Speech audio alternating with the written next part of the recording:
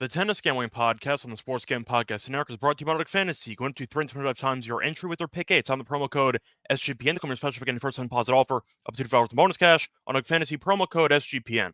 We're also brought to you by Rhythm. Build your own betting model using their AI betting engine. Claim your 7-day free trial by going to sportsgamblingpodcast.com/rhythm, sportsgamblingpodcast.com/RITHMM.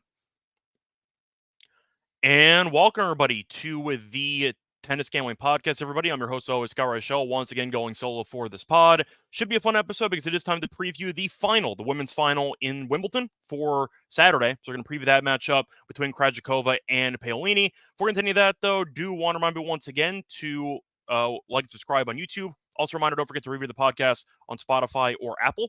So, once again, a couple ways to support the show. I believe we finally crossed 300 subscribers, and I think we had a bunch of subscribers today. So, thank you if you are a new follower of the podcast. Appreciate it. I think we're at 314 right now. So, hopefully, we end up crossing over 400 over the next couple of months. Either way, though, point is, don't forget you can show your support either through subscribing, liking, commenting, or even just going to Spotify or Apple and leaving a review. Also, a reminder, don't forget to check out the SGPN merch store, because we do have a lot of great merchandise on the merch store. We have shirts, sweatshirts, and mugs, different colors with the Tennis Gambling Podcast logo. So once again, if you do want to support the show, you can buy yourself something. I have a couple shirts, and I can definitely tell you that they are very comfortable. Now, also a reminder to check out the other shows on the SGPN merch store, because we have a couple of featured shows, and the featured show of the week is going to be the Propcast, because Munaf Machine Manji and Chris are getting you ready for the NFL season on the Propcast. They have awards dedicated to season-long props and the awards markets. They already did the Coach of the Year, already did the Comeback Player of the Year. If you do want some early action, off-season action on the upcoming NFL season, you know where to go. Plus, a reminder, check out the Bottom Line Bombs and CJ Sullivan with his road to $10 million, and tune in wherever you do get your podcast, or you can try to tune in on the SGPN app. Anyway, now that we got that out of the way, time to recap what happened in the last episode. A reminder for the actual format here, we are only going to recap the lock and dog picks. Then we're going to transition to a recap of the women's semifinal matches. We are not going to recap the actual semifinal matches on the men's side in full until we do the men's final preview, which will be on a Saturday. But anyway, starting off with the actual recap, we had a great episode. We won everything, ended up sweeping the lock and dog picks. For the lock, we had Alcaraz minus 1.5 sets at minus 157. I was pretty, I'd say, firm about Alcaraz in 4. I felt pretty good about it, so hopefully you ended up betting Alcaraz in 4 by itself at a pretty decent plus money price. He lost the first set in a breaker, and then he took over.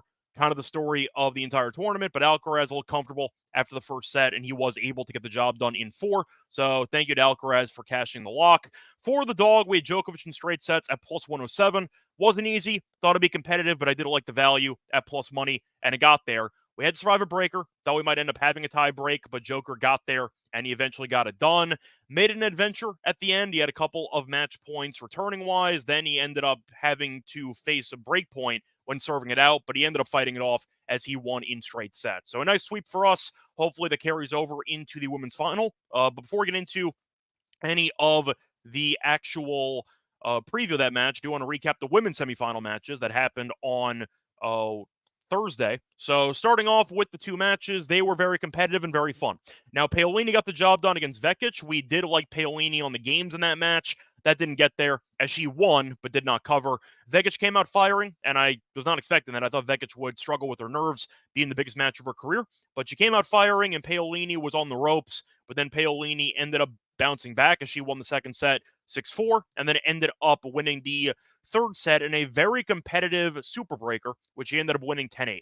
Now, I feel like the main story of the match itself was how Vekic was unable to consistently punish Paolini's very weak second serve, and it just seemed like Vekic was either spewing unforced errors on pretty simple second serve returns, or she was being too conservative because she was afraid of missing it all the time. And as a result, Paolini got away with a lot of weak second serves, and it just felt like Vekic left a lot of good opportunities on the table. And to go through the actual stats to back it up, you're looking at Paolini, and she ended up winning 46% of her second serve points. Vekic only won 40%. And Paolini's second serve is very, very weak. So it did seem like Vekic had some chances to apply the pressure, and she just couldn't actually hit her spots with the second serve return. Had a couple of opportunities in the tiebreak, which she missed, and I feel like those came back to bite her. But Paolini ended up fighting off a bunch of break points. Vekic only had 7 break points to actually fight off, and she fought off 4 of them. The issue was Paolini had to face 14 breakpoint chances, and she fought off 10 of them. So Vekic had 2 times the amount of breakpoints, and she ended up converting less than Paolini did. Paolini ended up converting 3 out of 7, and Vekic converted 4 out of 14. So the ratio ended up suggesting that Paolini actually got outplayed for a decent portion of the match just based on the actual return games, but Paolini did a better job of actually maintaining her nerve and fighting off those breakpoint chances, which resulted in her winning. So wanted to mention that. Seemed like it was a very even match. Could have gone either way, but Paolini definitely buckled down and won a couple of clutch points. Also saw a bunch of breaks of serve in that third set, as you ended up seeing Paolini immediately go down a break in the third set. Then she got the break back, then got broken again. So she was down a break twice in the third set, got the immediate break back in the 4-3 game, so she ended up getting back on serve. Then she ended up having a match point in the 4-5 return game, ended up not converting as Vekic got the hold. Then she had to fight off 2 break points in the 5-5 game. She held at 6-5 and then ended up having a match point in the 5-6 game. Ended up not converting, won the super breaker. So it was a very crazy third set where both players had opportunities, but Paolini did a bit more to actually convert on those big points. And Vekic definitely had the match on a racket, but just could not hit her spots late in the breaker. Couple of very makeable shots that she just tried to, I'd say, hit the exact right spot and left the margins a bit too thin for her, as she ended up hitting some unforced errors that swayed the match in Paolini's favor. Anyway, that was a great way to actually start off the match. I believe that was the longest Wimbledon women's semifinal match of all time. I think I saw that. It was 2 hours and 51 minutes. I'm pretty sure that's at the all-time record. So it was an all-time classic, and Paolini got the job done. Then the other match between Krejcikova and Rybakina, we actually had a pretty good read on it because we thought Krejcikova was actually live. We thought that minus 450 for Rybakina was an insane price because Krejcikova was 2-0 in the head-to-head. And Rybakina, I know that she won a Wimbledon title early in her career. Ever since she's become a top 3, top 4 player in the world, she's a pretty bad choker, and I feel like people haven't fully acknowledged it because she has blown a lot of golden opportunities over the last couple of years, and I do have to at least point it out. That's why I was skeptical of her laying a big price. She has been known to choke in some of these big spots in favorable, I'd say, matchups, and she choked again. So that was kind of what happened there. Looked like the match was going to be over quickly, and it looked like we were going to be in trouble. I know we had the over 1.5 breaks of serve for Krejcikova in that one, plus 110, and she got 2 breaks in the first set, so that was never in doubt. But Rybakina looked like she was going to absolutely demolish Krejcikova for about the first 20, 30 minutes. It looked like it was going to be potentially like 6-2, 6-2. It looked like it was going to be a destruction. And then Krejcikova completely flipped the match on its head, and Rybakina started hitting a bunch of unforced errors, which I thought was going to happen, and Krejcikova got the job done and won her third straight match against Rybakina in the head-to-head. So either way, definitely a nice upset win, and that should result in a pretty fun and unpredictable final because for about the third straight year, we have a long shot who's going to win the event. Now, I did take the stance pre-tournament of picking a long shot or a couple of them. Unfortunately, I didn't pick the right ones, but Paolini being, I think it was like 60-something to 1, and Krejcikova, I don't even remember what her odds were because she was in really bad form entering Wimbledon. So she might have been in like the 80 to 100-something to 1 range. But either way, point is we have another long shot battle in the Wimbledon final. Should be fun, and we are going to preview that matchup in a second. Before getting into the actual match preview, do want to remind you once again, we are brought to you by Rock Fantasy because their Pick 8 is live. Credentials up to 8 picks, and our goal to make a double flex your entries. Give them 2 picks and still win your entry. With more picks to make and extra ways to win, the excitement's higher than ever. Best part now with the 325 times the original amount. You can now use specials and boosts on all flex entries. I can't wait to use pretty much all my Pick 8 entries moving forward on either injuries, rebounds higher, or Caitlin Clark higher assists, because damn, her assists have been going crazy lately. Don't miss out on your chance of forwards gone. Sign up with the promo code SGPN to claim your special pick and first-time deposit offer up to $2 in bonus cash on a fantasy promo code SGPN.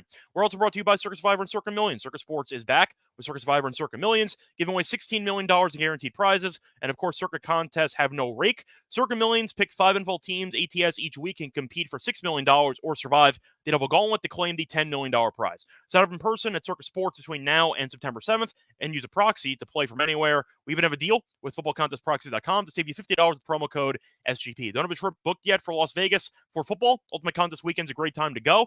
Hang out with Ryan and Sean and enjoy some of the open bar events at the world's best sportsbook from August 22nd through the 24th.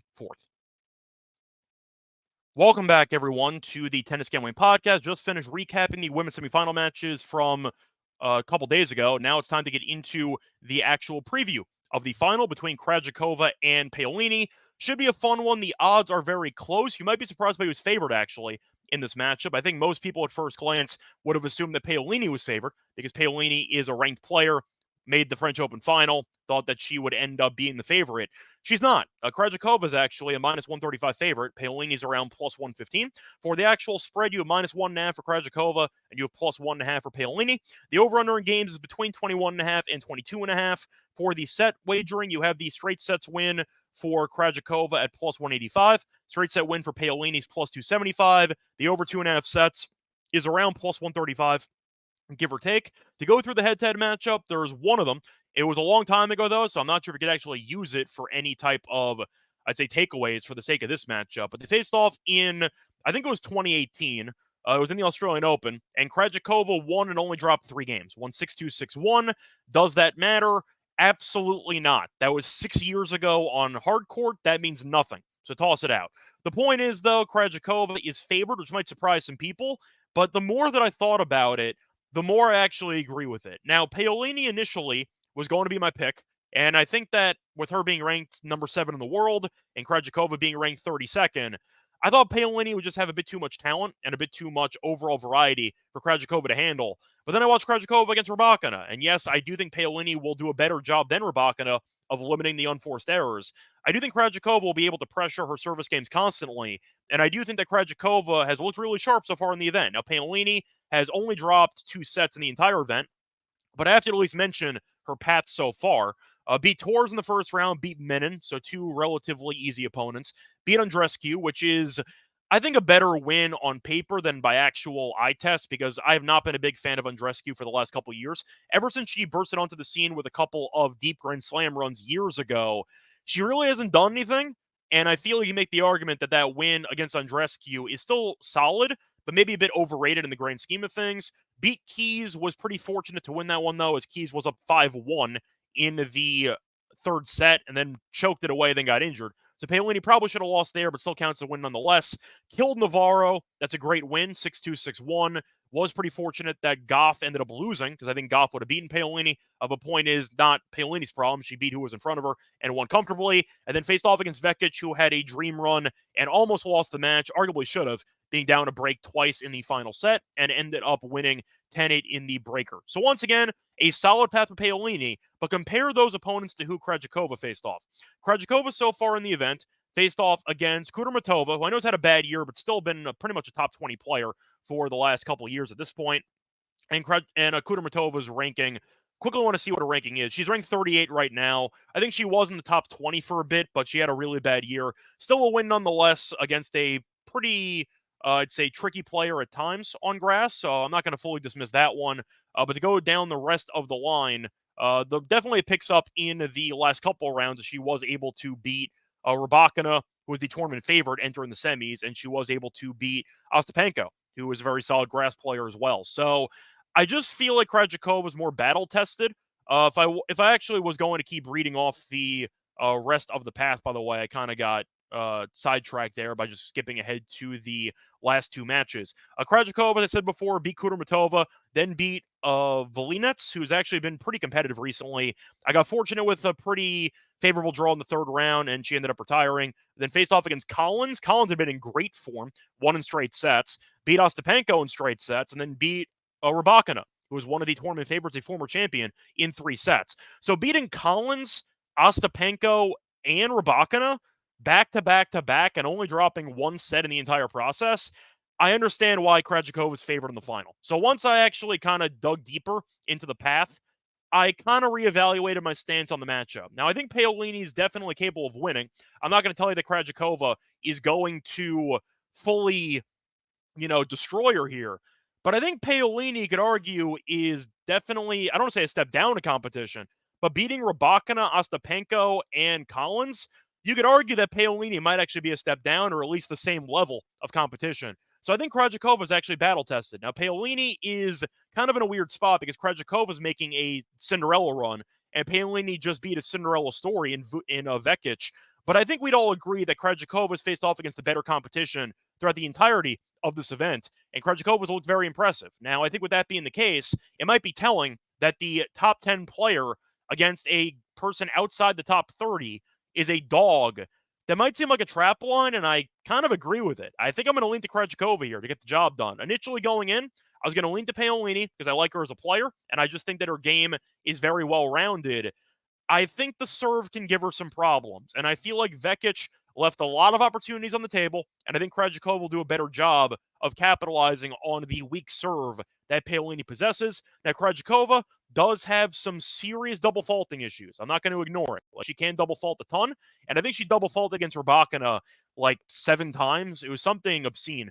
But I do think Krejcikova is the better overall server between the two of them, and with her having to go through the numbers here, she did win 67% of her first serve points. Didn't really do well in the second serve against Rybakina, but I do think that she will be able to win more free points from the serve, and I do think she'll be able to return better than Vekic did against Paolini's second serve. So if Paolini's first serve is on, which is not amazing anyway, then I think Paolini has a serious chance to win. But if you're looking at the second serve being a serious, I'd say, storyline of this matchup, I think Krejcikova will have more success against Paolini's second serve than Paolini will have against Krejcikova's second serve, if I had to break that down. So I am going to go with the favorite here, and I do think Krejcikova is not going to deal with nerves because she did win a Grand Slam title a couple years ago. You might have forgotten she actually won a French Open title back in 2021. So she's been here before, not in Wimbledon, but still. Paolini is still looking for her first ever Grand Slam title. So I think it's going to be a very fun matchup. I like the over. I think it's going to be very close. I think that they are going to have an absolute war. But I do think Krejcikova is right now in slightly better form. So I am going to go with her to get the job done at around -135. I like the over, though. I think the over 21.5 games is a pretty solid option in what I think is going to be a very competitive matchup. A reminder that Paolini only won 3 games in the entire first head-to-head matchup. It was 6 years ago. I don't care. It was very dated. However, one thing I will point out, though, is the serve differential between the two of them in that matchup, because Krejcikova had 7 aces in that match, and Paolini had 0. So I do think that Krejcikova should be able to generate more free points once again compared to Paolini with the first serves, and those free points might come in handy in what should be a close matchup. So give me the favorite here to get the job done, and what I think will end up going probably either a very competitive 2 or a very competitive 3. Anyway, that's going to wrap it up for the actual final preview on the women's side. Now it's time for the lock and dog picks. Before into that, do want to remind you once again that we are brought to you by Rhythm, because Rhythm is a great place to go as a resource to help you with player props, because Rhythm is the go-to sports betting tool that transports complex data into actual insights, empowering bettors with smarter data-driven decisions. Unlike other platforms, Rhythm combines predictive analytics with an intuitive user experience, making betting both easier and more enjoyable. The predictive models come from the brains of MIT data scientists and quants with over 3 years of data to help drive you to better back betting decisions. Rhythm's projections have also been great recently in WNBA and golf. Claim your 7-day free trial today by going to sportscamppockets.com. Rhythm, sportscamppockets.com/RITHMM. Welcome back, everyone, to the Tennis Gambling Podcast. Just finished previewing the final between Krejcikova and Paolini. Now it's time for the lock and dog picks. For the lock, I am going to go with the marathon bet here. I am going to go with the over 21.5 games at -138. Looking at the reason why I think that there's going to be at least one extremely competitive set. There have been a lot of competitive sets recently in Krejcikova and in Paolini's recent matches. There has been at least one 7-5 or 7-6 set in 7 of Paolini's last 8 matches, and there has been at least one 7-5 or 7-6 set in 4 of Krejcikova's last 6 matches. You might end up getting a 7-5 or a 7-6 in here, which should give you a very good opportunity to cash in over. If you got a tie break, then, for example, a 7-6, 6-3 final you win because that line's 22. So I think you're going to get at least one set that's competitive, and I do think with that being the case, that bodes well for the over in what I think should be a very close matchup. Now, the money line price is priced very closely because they think it's going to be very close, and I do agree with that. I think that you're looking at what can be a matchup that goes either way. I did lean to the favor because I do think Krejcikova just has a bit more comfortability on grass, and I think her serve is going to be the main factor that's going to get her the win. But I do think it should be competitive. I don't expect Krejcikova to destroy her. I think it's going to be close. We saw Ostapenko, for example, losing straight sets to Krejcikova. That was still a 7-6, 6-4 final. So that was still close. And I think that you can see maybe a similar script here where you end up getting a match that features a breaker, maybe another somewhat competitive second set, you get the over anyway, or maybe it goes 3 sets and you basically win automatically. But a couple ways to get there, and I do think the over is the best option for this matchup for me. So give me the over. 21.5 games is my lock. For my dog, I am going to go with a combo prop. It's going to be found on DraftKings at plus 125. I am going to take Krejcikova, but I am not going to take the 135. I found a way, in my opinion, to safely reduce the juice to plus 125. I'm going to go with Krejcikova money line with her to have the most aces in the match at plus 125.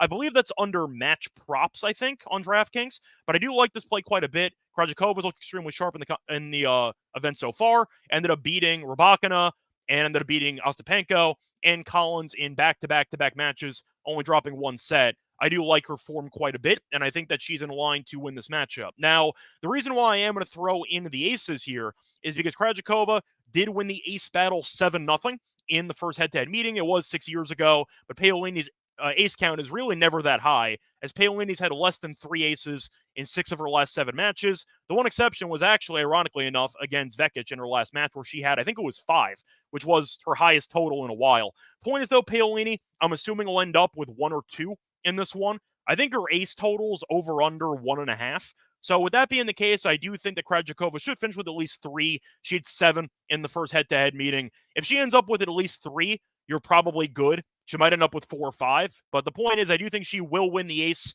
battle. I think she's minus 225, minus 250 to have the most aces in the matchup. So with that relatively safe angle to pile on to the money line, you turn minus 135 to plus 125, which I do think is a very appealing option. So I am going to go with that combo play as my dog. So once again, the picks for the show, the lock's going to be on Krejcikova and Paolini over 21.5 games at minus 138, and the dog will be on Krejcikova money line with her to have the most aces in the match at plus 125. A reminder, the next episode will be on Saturday, as we're going to preview the men's final. Should be very fun. Alcaraz Djokovic Part 2 in Wimbledon, so it should be a fun with the immediate rematch. We'll talk about that one tomorrow. Until next time, though, find me on Twitter at Reichel Radio. You can find me on the NBA show, the WNBA show as well, and the MLB show. Until next time, good luck to all of you and all of your bets. Bye, everyone.